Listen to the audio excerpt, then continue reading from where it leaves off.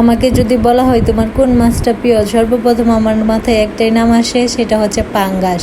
কারণ পাঙ্গাস আমার ছোটোকাল থেকে অনেক প্রিয় একটি মাছ। তো দেখতেই পাচ্ছেন আজকে এটার রেসিপি আপনাদের সাথে শেয়ার করব। প্রথমে তেল দিয়ে মাছ লবণ হলুদ দিয়ে ভাজবো এটাকে, আলুটা লবণ হলুদ দিয়ে ভাজবো। এখন প্যানের মধ্যে তেল দিয়ে দিলাম, পেঁয়াজ ভেজে নিয়েছি, তার মধ্যে একটু আদা রসুনও দিয়েছি। আর এখন হলুদ দিব, এখানে হলুদ, মরিচ, জিরা গুঁড়া, একটু গরম মশলা আর ধনিয়া গুঁড়া দিয়ে দিলাম। একটু পানি দিয়ে এটাকে কষাবো। তার মধ্যে 2টা কাঁচামরিচও দিয়ে দিলাম, একটু টমেটোও দিয়ে দিলাম। টমেটো আপনারা আরও দিতে পারেন, আমার বাসায় কম ছিল এই জন্য আমি একটু কম দিলাম আর কি, ছিল না, একটা ছিল।